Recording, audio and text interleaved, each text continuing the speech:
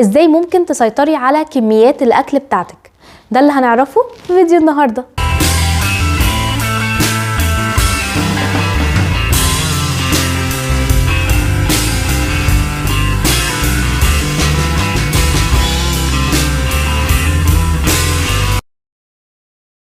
اهلا بيكي، معاكي دكتور نورهان لطفي، اخصائيه التغذيه الحدسيه ضد الدايت، واللي عن طريقها بعلمك ازاي تحققي التوازن في نظامك الغذائي وتتخلي عن الشراهه والاكل العاطفي ولكن بدون اي دايت.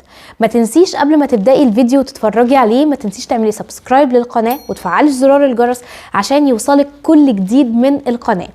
ازاي ممكن اسيطر على كميات الاكل اللي انا باكلها؟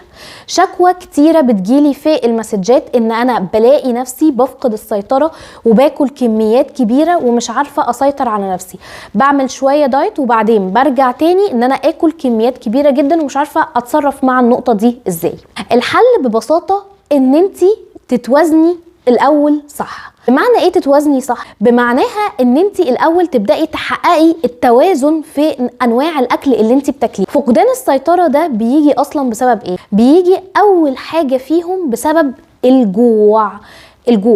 الجوع ونقص عناصر معينة من الأكل بتاعك. لو الأكل بتاعك نقصه عناصر كتيرة معينة أو سعراته قليلة زيادة عن اللزوم، طبيعي ان انت في الآخر جسمك مش هيقدر يتحمل الموضوع ده، وهرمونات الجوع هتبدأ انها تزيد عندك زيادة عن اللزوم، وهرمونات الشبع هتبدأ تقل، فتلاقي نفسك ان انت مش عارفة تسيطري وبتاكلي مرة واحدة كميات كبيرة. فأول خطوة علشان تبدأي ان انت توازني او تسيطري على كميات الاكل بتاعتك ان انت توازني الوجبات بتاعتك. يعني ايه اوازن الوجبات بتاعتي؟ يعني توازني ما بين البروتين، النشويات، الدهون، الخضار.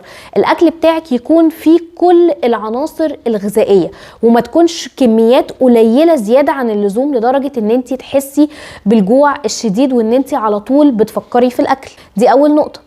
تاني نقطة ونقطة مهمة جدا، تحترمي الجوع بتاعك. بمعنى ايه تحترمي الجوع بتاعك؟ بمعنى ان انت لو جعانة ما تسيبيش نفسك جعانة وتقولي طب ما انا لسه واكلة. طب ما انت ممكن تبقي لسه واكلة ولكن وقتها اكلك يكون قليل زيادة عن اللزوم، او ما كانش مشبع، او كان ناقصه عناصر معينة، فبتبدأي تجوعي تاني، اتحركتي زيادة، الكلام ده كله. فمحتاجة ان انت تحترمي الجوع بتاعك. تحترمي الجوع بتاعك يعني ايه؟ يعني وقت ما تلاقي ان انت تحسي ان انت بطنك فعلا جعانه، ابدأي تفهمي ده وتروحي للاكل ان انت تاكلي الوجبه تبقى مغذيه وتبقى كامله على بعضها. طيب، تالت حاجه وده الاهم، التوازن في الحياه بتاعتك.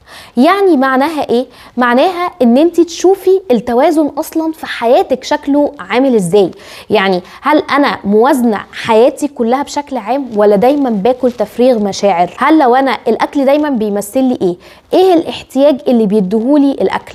هل الاكل دايما بيديني مجرد احتياج غذائي ان انا باكل علشان اشبع، ولا باكل علشان ادي لنفسي احتياج تاني انا مش دايما صريحة مع نفسي فيه؟ فالخطوة اللي انت محتاجة تعمليها هنا ان انت تبقي صريحة مع نفسك، ان انت فعلا تقولي لنفسك انا باكل ليه. المشكلة مش في الكميات دي بتبقى نتيجة، ولكن المشكلة في السبب اللي انا باكل عشانه.